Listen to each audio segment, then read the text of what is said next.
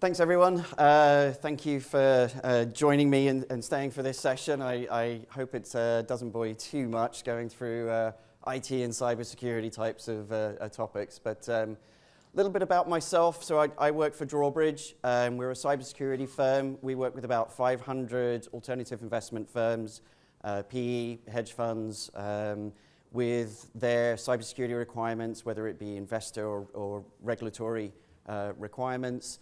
All sorts of things, software-based things like pen testing, probably the most common one that many of you have to do on an annual basis. But we also do a lot of professional services as well. So writing policies, doing risk assessments, due diligence on vendors, outsourcing, as we just spoke about, that type of thing.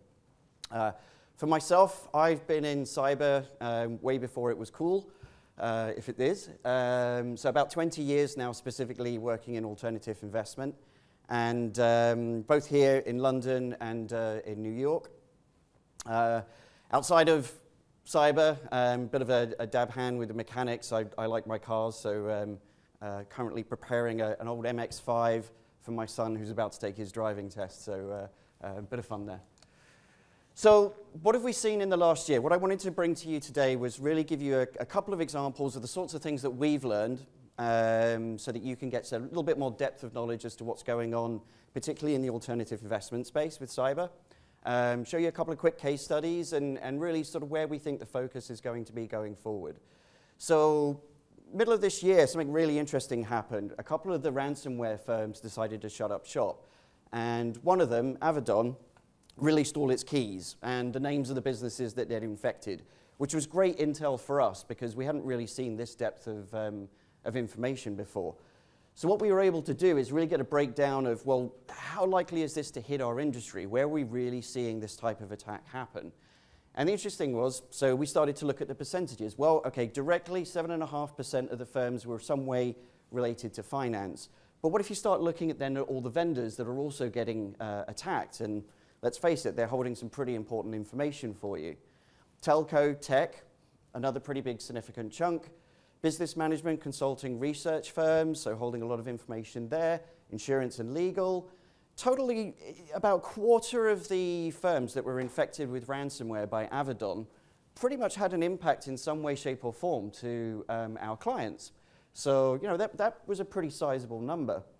The other thing that we saw was where's the sort of AUM or just the general gross income of these firms, where do they sort of fall in?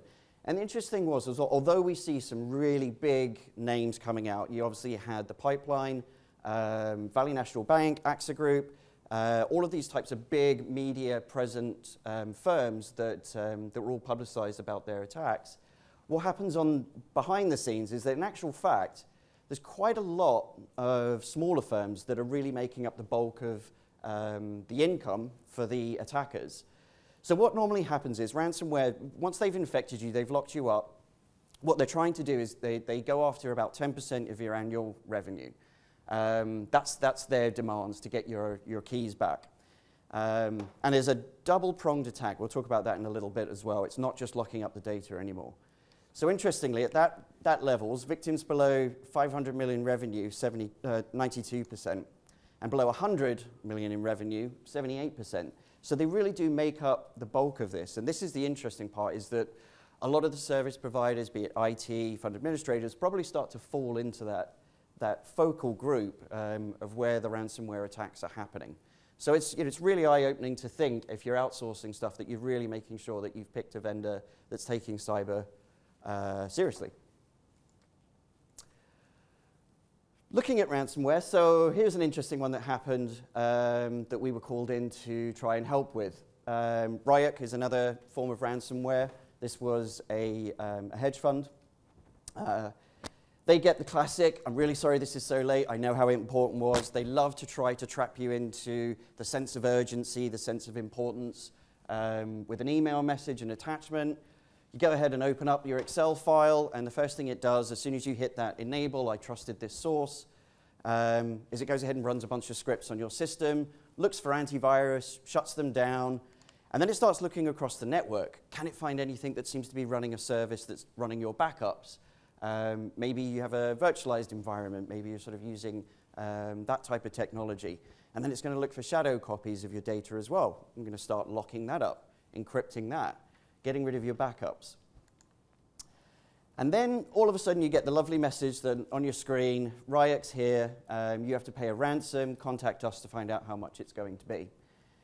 Now a lot of people think, I've got offline backups, that's great, I'm going to be fine here. But what the attackers are doing now is this second prong of the attack. They're taking a copy of your data as well.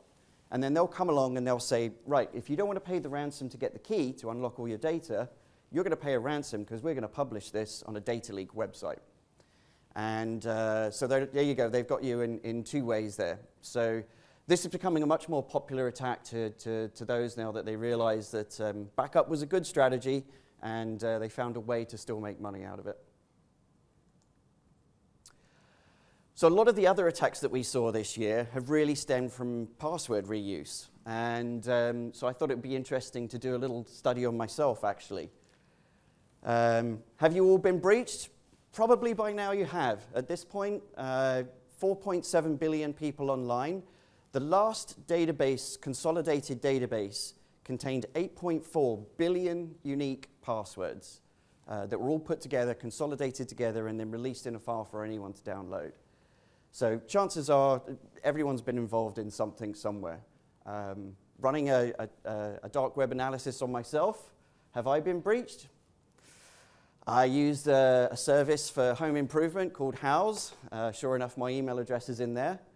There was a big Bitcoin and Gmail attack on a forum. I've shown up in that one. We made some T-shirts to go running for a big charity event. And yep, Cafe Press, who printed the T-shirts, they got hacked. They took my details from there.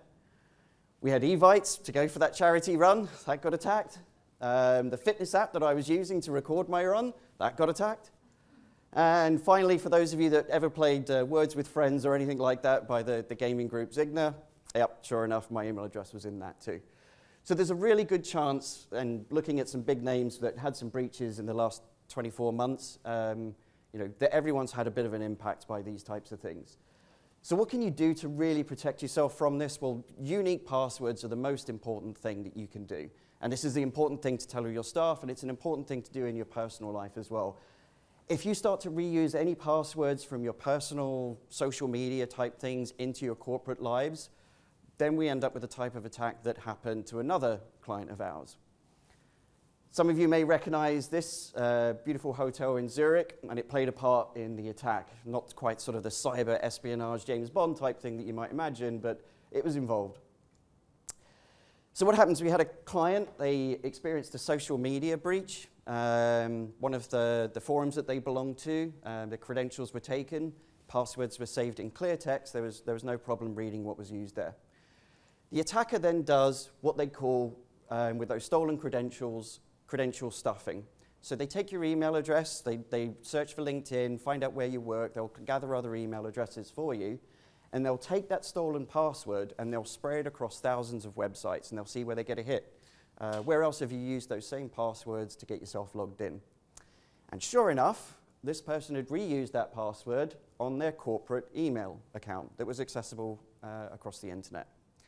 The attackers tried logging in and got multi-factor authentication. So you're pushed to approve on your phone, which was great. And it worked for a few days. They kept trying, very persistent, until the person finally gave in and said, please stop pinging my phone, and just hit the button. And then it all goes silent, and he thinks, great, I finally cleared that error. Whatever it was, doesn't matter, it's gone. Unfortunately, that meant they were logged in, and they sat there and they watched and watched and watched what was happening on this person's account. They read the threads, they read the stories, and they found a really nice one between an investor and the person that was involved at this firm about a trip to the Dolder Grand in Zurich. What they did was then is they bought a domain that looked very much like the investor's own personal business domain. Swapped a 0 for an O, something like that. And they took over the conversation. They began having that conversation. Do you remember that hotel you went to? Tell me a little bit more about it. Really trying to sort of get in there and socially engineer the way into the conversation. Set up a few rules so that forwarding was happening off the account. Didn't matter if they were logged in anymore. It also forwarded everything from that person's account out. So then they start building up the fraud case. And what they'd actually done is they'd made a call. It was a very small one, not really that significant, really had quite a good conversation going. So they set up to put a call in, and they requested $1.5 million. Sure enough, it was sent. Again, a lot of things broke down in this process. The technical requirements broke down, the training that had been done on the person to spot the red flags with domain names, the business email compromise, setting up an auto-forward rule. Really, everything that you could possibly imagine that you'd put in place to try to protect someone fell apart here. And everything was involved in here. Vendors, the investors, the fact that this person was remote, didn't really follow protocol about doing wire transfers, didn't follow a sort of Four Eyes type policy. Everything fell apart for him. So where does that lead us to what we've seen this year and where we think things are going? So as we say, ransomware is still a big thing, and there's no such thing as being too small to be spotted across the internet. They don't really care who they infect. They look across the internet. They look for exploits in remote access tools. Anything they can do to get in, they'll find their way in. This year, we've seen a lot of exploits with firewalls, remote access platforms like Citrix. So all of these things are really, really important that you have good control over, properly maintained, and such. So don't think that you're too small to be noticed on the internet. That's the really key part there with ransomware and data exfiltration attacks.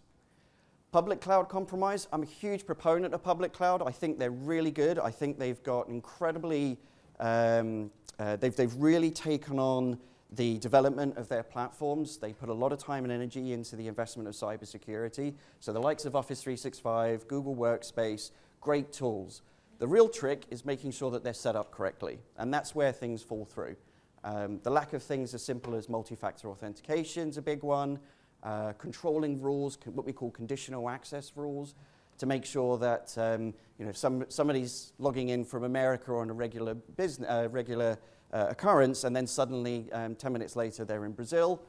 It's time to throw up some red flags there. And these platforms are capable of doing that for your IT teams. It's just important that they're configured correctly. Business email compromise. I mean, this goes a lot to training, but MFA is not foolproof, and we've definitely seen this. The example I gave is just one of a few that we've seen this year of people just ignoring and just approving things. We've even done some socially engineered penetration testing at a IT service provider, and part of their internal process that we learned was to use MFA on a team. So they had a bunch of help desk guys sitting there, and they would have an approval process to do that in the room. And we were able to call them up and get them to click on that button pretending to be one of their engineers. So again, showing how important it is to really have good understanding of what your vendors are like and what their own cybersecurity controls are. Typo squatting, impersonation, and spoofing. We definitely see this a lot. We run a service to help our clients with their domain names. Whenever something pops up a little bit similar to that, we investigate, and sure enough, it's usually been exploited.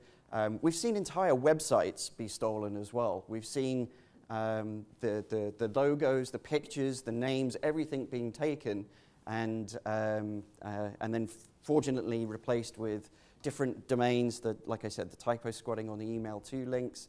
So that happens as well. And the big one, obviously, for us, I think what's interesting is the return to the office has meant that there is very much a hybrid work environment going on. I think a lot of people from their cybersecurity had good controls when you had a very fixed perimeter of an office environment. And there was a huge rush last year to get everybody at home and working.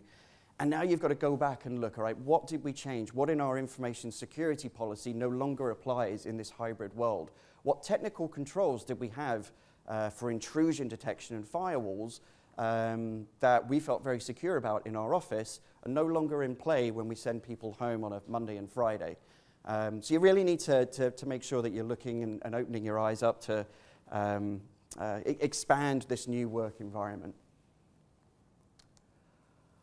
And that's it. It was pretty quick and short, and hopefully I may have even got the schedule back on time. But if you have any questions, please let me know.